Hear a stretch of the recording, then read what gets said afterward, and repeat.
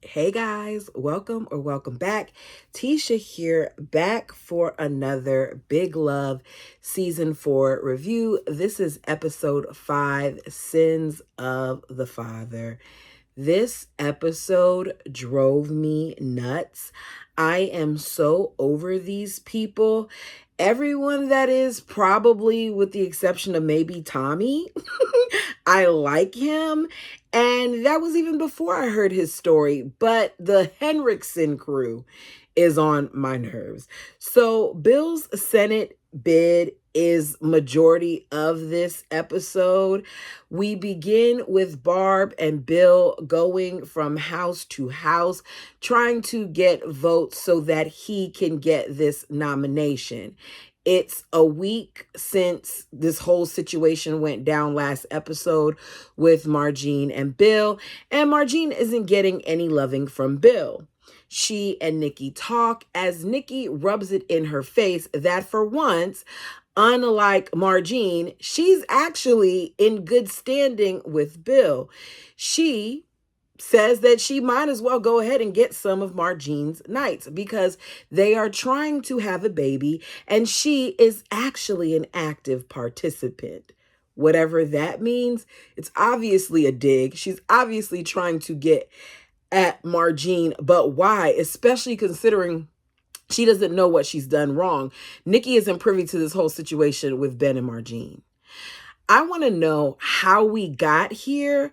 How do we go from Nikki taking birth control pills for 4 years to her now telling us that she's actively trying to have a baby? This isn't making sense to me. And this is where, in my opinion, and you all tell me yours, I feel like the writers continue to drop the ball in so many ways because we're rushing storylines for what? This whole run for Senate that makes absolutely no sense. And where is Don in all of this? Because we didn't see him at all during this episode. So Marilyn is back. And Marilyn is not playing with Bill. And he, in my opinion, has officially messed himself up. And I love it. Marilyn is in Utah now because she just came from a meeting.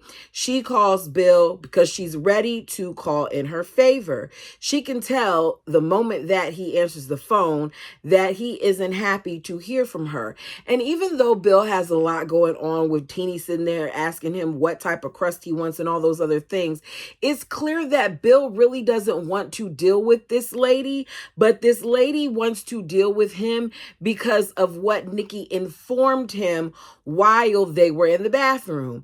She wants Bill to be a liaison to his partners.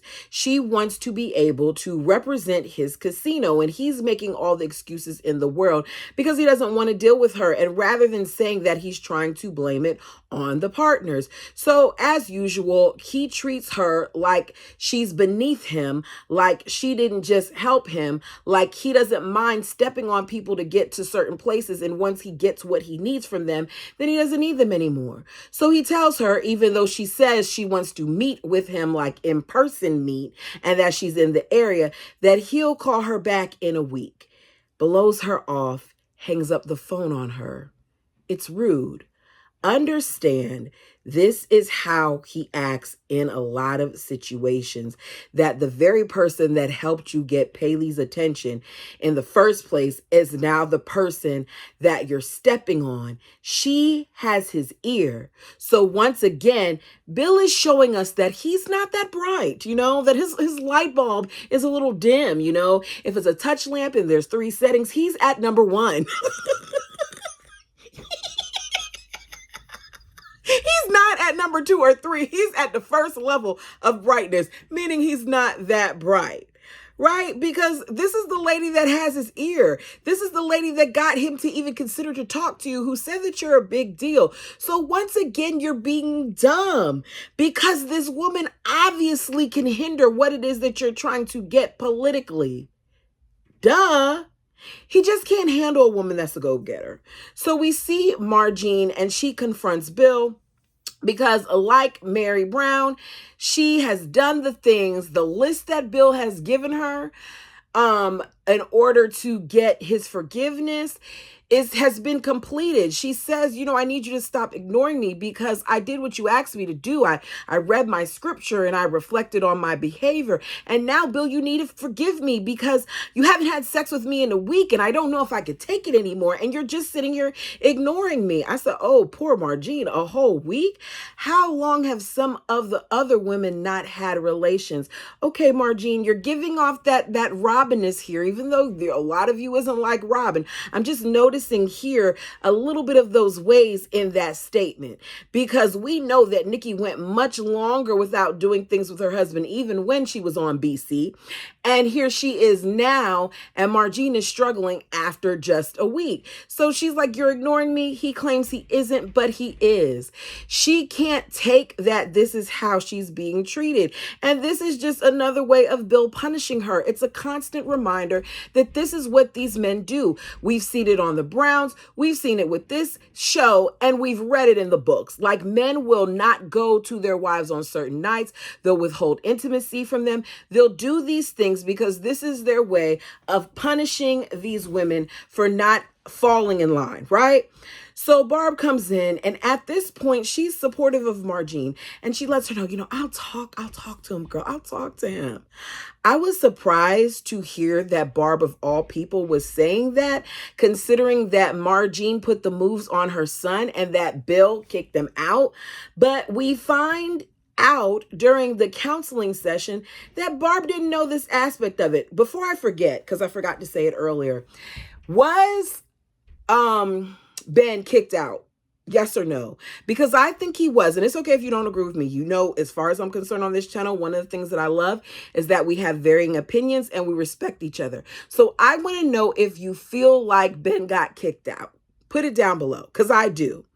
So Bill and Barb are about to have a home teaching session with President Kennedy. I said, what is a home teaching session? According to the web, in the Church of Jesus Christ of Latter-day Saints, a home teaching session is a monthly visit by a priesthood holder and his companion to a family or individual based on spiritual support, encouragement, and sharing a message of the gospel.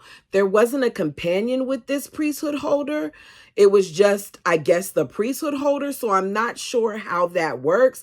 But either way, it's a session where they're supposed to address the spiritual needs of this couple. So Barb doesn't understand why Bill is taking so long to forgive Margene. And she points out to Bill that Margene has never had to beg for forgiveness, and she just wants him to get over it. Interesting that you would say that, Barb, because once you find out more about this, you yourself can't just get over it. And I don't feel like she should. And I'm torn on whether or not Bill should, but we'll get into it. So Barb decides that she's going to throw her husband under the bus, kind of put him on the spot while they're having this session. And she tells him, the priesthood holder, that her and her husband are having a little issue because they have a problem. She's talking about the situation with Margene, but she's putting it like it's herself, and it's making absolutely no sense because they're speaking about this thing that happened with somebody else when she herself isn't privy to the whole situation. So she ends up finding out things during this, right? So Barb is talking about how she accidentally kissed, the neighbor boy on the lips when, she was trying to kiss him on the cheek. And she says, Bill is making a mountain out of a molehill. I thought that Barb was supposed to be smart. Saying this to this priesthood holder, this President Kennedy or whatever his name is, in my opinion, is dumb because it's not making sense. And he already knows that at one point your husband was married to 2 other wives. So are you guys really out of this situation like you're claiming to be? Bill adds that there are details that she's not telling you. Like, you told me that the kiss was no accident. And she's like, I did? because Barb didn't know. But this is the problem. They do not communicate effectively with each other. I understand all the marriages are separate, but this is Barb's son. So why wouldn't she be privy to this information? Y'all pick and choose what you want to say. You can sit there and talk about how Nikki isn't having sex with you or Nikki isn't having children with you. So let's go take her to the clinic to see if she is having problems with production, where you can't sit and have a conversation with the actual biological mother of that child and the woman who kissed him and yourself and get to the bottom of it. It's giving that we sweep everything under this rug and this pile keeps building up that's not properly being addressed. So Barb is shocked and she's pissed. And it's crazy because the person who's there to help them is lost because he has no clue what these people are actually talking about. Elsewhere, Nikki is still at Carl Burns' campaign quarters. She overhears him and Paley get into a disagreement. So she calls Bill, lets him know that the moment has come to get Paley because of the whole disagreement. Bill calls Nikki, you're such a good girl. And there's something about the way he says it that's so cringy because I don't know how old Nikki is, but I think it's safe to say that she is also probably younger than Barb. Not sure how much younger, but young enough that we would say that she probably had her daughter maybe when she was a teen herself. And Barb, I don't know how old Barb is, but either way, it just comes across as gross. Like, you're such a good girl. It sounds dirty coming from him. I don't know why. Maybe it's just me. You guys tell me what you think. So Barb is at the school, blowing up balloons, getting ready for this Ronald Reagan themed party. Why is it at the school? Do they not have a building that they could do it at? They couldn't do it at their fake church. Oh, never mind. He's not supposed to talk about his church that he created. I just don't understand why it's at the school. I don't know. Anyways, so they're getting ready for this Ronald Reagan themed dance party. Margie comes in to drop off the party bags and she can sense Barb is upset because Barb isn't saying anything to her. She's just blowing up the balloons. So she's doing imitations by sucking in the helium and speaking of Bill's favorite president while Barb is just looking at her like she's crazy. She then tells Margie she knows everything and she should be ashamed of herself. And Margie looks visibly hurt. She tells her, I'm working on it with Bill. I feel like you're telling her she should be ashamed, but Barb, you are ashamed. You're ashamed because you put your kids in this situation too, but you're not going to come out and say it because it's easier for you to pile up on Margene for her fault in this and not look at the whole picture, which is you and your husband put your children in this situation when you decided to go into a polygamous situation. Whew. Let's get to Sarah's house. So Ben has been helping Sarah and Scott with their move. I'm guessing it's to Idaho since we find out he was in Idaho. Margene pops up at Sarah's, shocked to see that Ben is there because he's supposed to be in Idaho. She's trying to convince Ben to come home, but he has no desire to, and I don't blame him. He tells Margene at this point this isn't about her, that it is about him and his father, and Ben is right because Bill took it too far. You should have told your son that you love him and you guys are going to work on this rather than when you see him packing and looking visibly upset that, yeah, it's a good idea for you to leave. At the Reagan-themed dance party, Congressman Paley shows up, tells Bill that he's on board. Bill immediately started going. Like, he didn't even give the man a chance to look around and dance, to do anything before he starts trying to like pile on him. And he's like, look, I'm here. You don't got to do all that. I'm on board. You're going to have my endorsement. I'll announce it tomorrow. So Bill and Barb are dancing and he looks happy while in my opinion, she looks sad. I personally don't think that she wanted him to win. You guys tell me what you think. Later at night, there's a story on the news about a shooting that happened where a boy from Juniper Creek, they're calling him a lost boy, was killed during a robbery. He's 16. which of course makes him think of his son, Ben. So he calls Ben and Ben doesn't answer. Nikki comes in the room in her negligee. He's excited that the news spoke about the endorsement and he's telling her about it. And Nikki is being called his secret weapon. And Nikki wants to know why, out of all of the wives, she's the one that he always looks to do the morally ambiguous things. Great question. Why do you guys think that he only asks her? Is it because he doesn't care about what happens to Nikki? Is it because he knows that Nikki is going to follow him as her priest, as him being her priesthood? Like, why do you think that he always asks Nikki? I think it's a combination of both things. I think that he thinks that Nikki is the most capable of doing it because she's learned to be deceptive all of her life, having to lie to the authorities because they're taught that it's okay as long as it keeps their family safe. And I think that he knows that she, for the most part, is going to do what he, as the man, says to do because it's still very much so at her core. So they have a conversation about how it hurts her feelings, and then she tells him that she took a pregnancy test and she's not pregnant, and she seems sad about not being pregnant, and they work on having another baby. I wonder if she thinks that the only way to remain in his favor is by bringing him another kid. And if that's the case, that's unfortunate because I thought Nikki didn't want to have any more kids. So it's time for the convention. All the family is there. Cindy, Tim, the kids, Ben, and Joey. Margene is there as well, but she's there selling her jewelry. She's not there as a part of the family, right? Well, Nikki isn't either because Nikki's working for the other team. So Bill wants to know what the H she's doing there.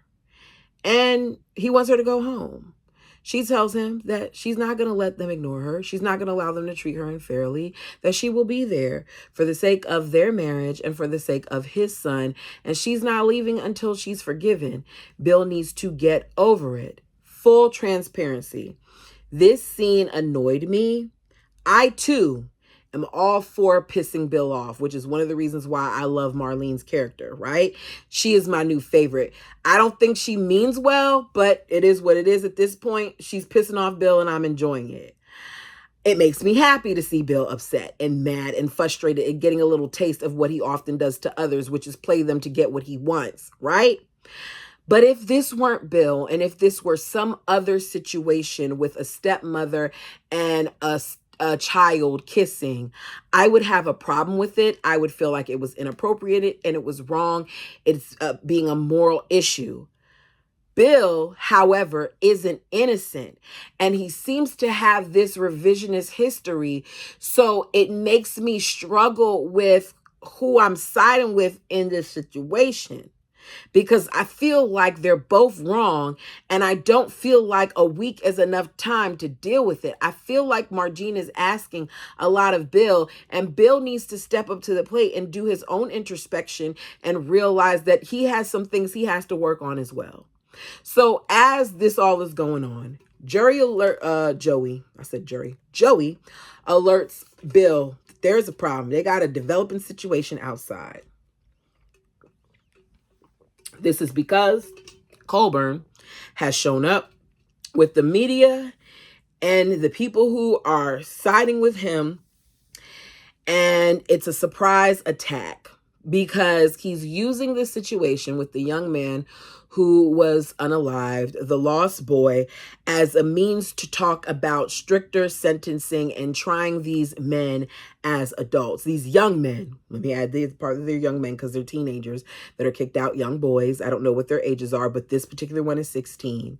And he asks Bill what he plans to do with the lost boys, especially since he himself is a self-proclaimed lost boy and he relates to this and it's from his past and all these other things. And Bill says, I don't know what that man's experience was last night.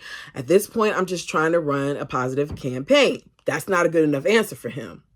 While this is going on, Barb is talking to Ben, and you can see that Barb is visibly pissed. It's about time.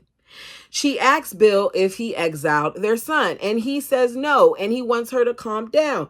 And he says he didn't exile him. He just suggested that he be gone for a cooling off period. I personally think, as I said, that he kicked him out. Barb tells him to fix it or else, basically. Marilyn arrives and she runs into Nikki, who's supposed to be Daphne that works for Bill. She wants to know where he's at. She says in there. And then she tries to, kind of dip off because she doesn't want to be seen as working for both teams. So Bill approaches Ben. And he's like, I can't understand why you would tell your mother that I exiled you. I would never do that. And I just think, as I said, that he did. Maybe, not permanently, but you wanted to kick him out for some period. So they're talking and he's like, I would never do that. Ben says, I didn't think so either until you did. And I know what you said to me and I know what you meant. I'm Team Ben. I agree with Ben. When it comes to the three of these people, I agree with Ben because it doesn't even seem at this point like Ben still has feelings for Margene. It seems like he's just frustrated with the entire situation. And in his frustration, he wants out. He tells his father the only reason why he's there is because Sarah and Margene asked him to come. He was expecting an apology, and Bill doesn't know what he'd be apologizing for. I said, hello, Cody Brown. Hello, Bald Eagle. This is you. How do you not take this time? Your son has been out of your home for over a week. This situation happened. He couldn't even come to you. He lied to protect Margene. Then Margene finally told the truth.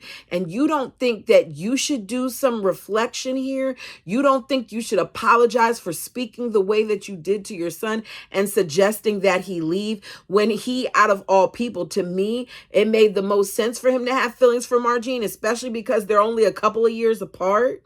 But we're not going to say that, are we? He ends up storming off. Marilyn speaks to Bill, who brushes her off yet again. He is rude. Barb approaches Margene, and she tells her that because of her, her son has lost his home. Barb, put up a mirror. Because of you, your son has lost his home as well. Because why you as his mother didn't know the full story with this? Why you as his mother thought that this whole thing was just about an accident and you didn't realize it was more to this situation? Why you as a mother didn't take time to really sit down with your son rather than trying to push your narrative of, oh yeah, I love you and I care about you, but to him. Nikki is fussing at Margene too. She's fussing at her about the jewelry table and she's calling her a flirt. And no, she didn't call her a flirt. Margene's like, you don't even know what this is about. Barb calls her a flirt and she calls her a floozy like her mother. I do not think she wanted to call her a flirt. I think she wanted to call her what the kids nowadays say, a thought, a hoe, a whore, loosey-goosey. Okay, some of those things they don't say nowadays, but the point is these are things that have been said over time. Like, you wanted to call her something else, which is why you said just like your floozy mother. That is low, bringing up her mom. And had it been me, the only thing on the floor wouldn't have been jewelry. I'm just being honest here because it's not necessary, but it goes back to Barb suppresses a lot. And in my opinion, this is how Barb really feels, is that Margene is all these things. We saw it from episode 1 that she thought that she was inappropriate with her son. If I were Margene, that would be the last time that Barb spoke that way about my mother. So Barb says, you flirted your way into our marriage as the babysitter, and now you're a cradle robber. Did you tell that to your husband? I'm just wondering, does it not apply because he's a man? Margene says, F you, Barb. And Nikki says, slap her.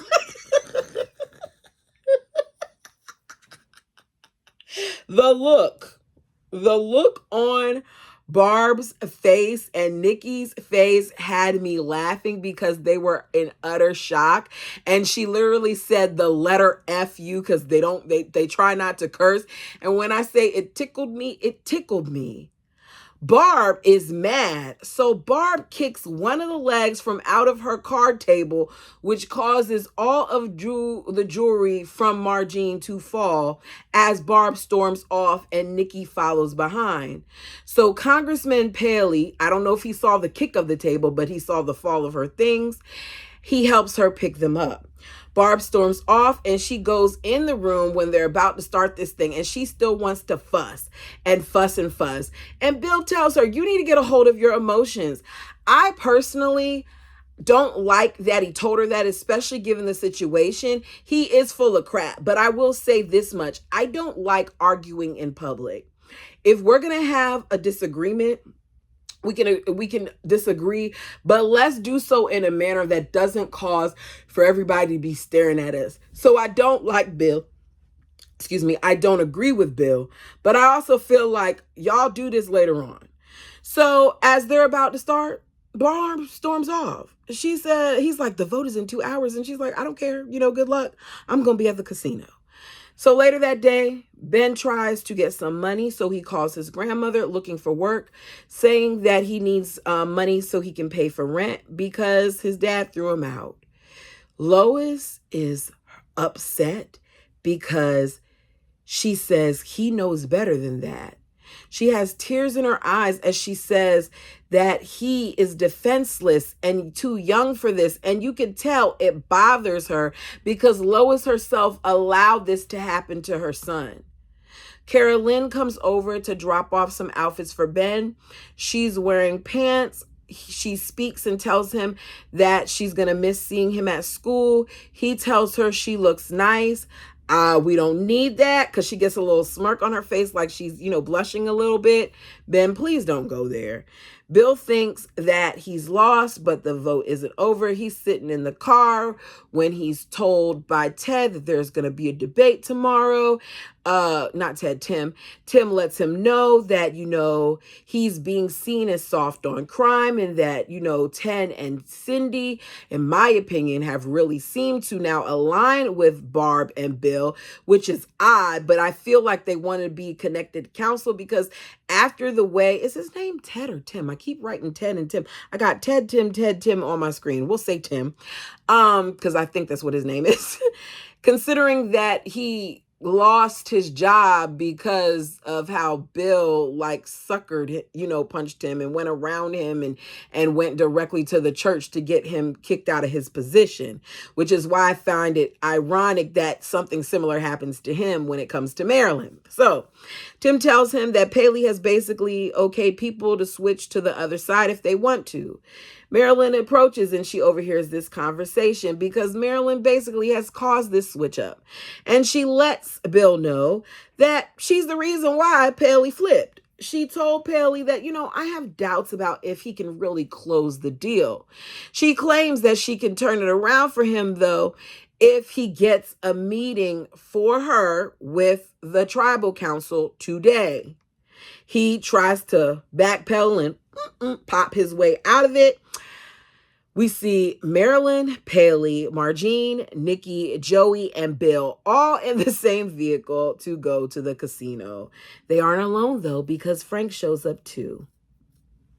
He's upset about Bill, saying that he was just raised by his mom. But the truth is he was. His father wasn't really there. We know how this works when you have multiple wives, especially when you have one like Lois who Frank starts to despise. Bill comes in. He's fussing at Barb, saying that Ben isn't in exile. He's at his sister's. Margine is walking in and she's on the congressman's arm, and she's trying to figure out what in the world are we going is going on here? Are we in the Twilight Zone? Bill goes to confront his mom, and she is supposed to deal Barb with Frank. She's like, look, I don't want to be in the middle of it. Frank and your problem is your problem. It's not my fault. It doesn't have anything to do with me. Not anymore, but it was your fault back then. It was, right? The ladies talk. Nikki is telling Barb about how She's tired basically of being all these different people. Like, is she Nikki? Is she Daphne? Is she on Bill's side? Is she on this side? Basically, she's tired of being everybody's puppet, like them pulling her in every which direction, because she's been all these people. And the one time she finally got to be herself, the closest thing she had to it was taken away from her when she had to reveal that she was actually Margene. Or she wasn't Margene, she was Nikki. It's just, it makes me feel sad for Nikki in that regard, because from a very young age, Nikki has been everything for everyone but herself. So Margene interrupts and says, I have something to say to you two. I am not a flirt. I am social. I didn't want to say it before, but now I don't care. I have more needs than you all. And I'm going to just go ahead and buy one of your nights because I need more time with Bill and I can afford it. And she walks out. She can't afford it. She's doing very well with her business and she's not putting it into the family pot. So, okay, Margene, if you want to flex on him, flex on him. So Joey is talking to Jodine at the bar, wondering how she is. She mentions how since the prophet passed away, that she is feeling peace. And she leans into him and says, however it happened, I'm grateful. Makes me wonder what she knows. Frank sees them talking and he causes a scene because no one is able or allowed to talk to his woman, especially not Joey. So he pushes his son against one of the slot machines. He is thrown out for causing trouble. We see this whole scene with Joey and his mom and Frank and Bill. And Lois comes to Frank's aid as he's knocked to the ground. Lois, who had Wanda poison her husband, who held a gun to Frank's head, who was tussling with him in her apartment, who tried to suffocate Frank and threatened to kill him repeatedly, is upset with her son for the way he is treating his father. That's why I can't rock with Lois anymore. I can't. She tells him he threw out his son and now his father too. You don't deserve that boy. You can't blame me for this. Not this time. And Joey hears this and he's pissed, asking Bill, how could you do that after all this? And Bill is like, not now, Joey, not now. He tells him, you're on the wrong path, brother. What more do you need to see that? We see Tommy and Marilyn and they're talking, and he tells Marilyn and Bill that he's not interested in joining forces with her. They already have legal counsel. They don't need her representation. Bill goes to talk to him, but nothing helps. And we know it's because Bill already called ahead of time to get him to not to want to work with her. Marilyn is immediately skeptical. She tells Bill she's very good at what she does, so she's surprised that he's so quick to turn her down. She's not used to being turned down or told no. As he's in there, she's watching them talk and watching their body language, and Bill turns around, surprised to see her there. Now, because she sees Bill's reaction and she's already wondering what's going on, she makes another move. We'll get to it. So we see Tommy as everybody else is gone, the entire family, and he walks up to Barb and tells Barb that she needs some rest. And she's like, look, and go home. She's like, you see my family? I know you see how messy it is. I don't want to go home right now. So he's like, okay, what you need is a good sweat. Come to my sweat lodge. She declines at first, but she goes, and inside the lodge, as they're sweating, Tommy is telling Barb about his wife and his 2 children that were killed by a drunk driver 3 years ago. And you can tell she wants to know more. She tells him she's sorry. And as she thinks and she kind of meditates, she's feeling emotions that she's not ready to deal with. And she ends up telling him she has to go. So Bill goes to the morgue. He finds the young man that isn't claimed soon. He asks what's going to happen. The lost boy, he's told that he'll be cremated. The guy who works there is complaining about how they have to take in everyone, including drug addicts and blah, blah, blah. And Bill's like, look, let's get him a nice coffin. Let's get him a gravestone. Let's put his name on it. The guy's like, why would you want to do this? And he says, you know, if it were me, I would want someone to do the same thing. He needs a proper burial and I'll pay for it. This is the Bill that I was hoping to see more of, but I feel like the nice Bill is gone, and this is going to be like little moments where I like Bill, because majority of them I don't. So it's the next day. We arrive at the school. Bill's mugshot from when he was a lost boy and he got arrested is everywhere. Barb is freaking out, ripping down all of the posters. Teeny is crying. Cindy and Ted arrive and he's like, it's over. Cindy says they're everywhere. And Bill sends for Ben. He says he needs his son. Can someone get my son now? Barb makes this about his dad again as she goes to Sarah's house, saying, like, look what they're doing to your father, as she holds up the mugshot.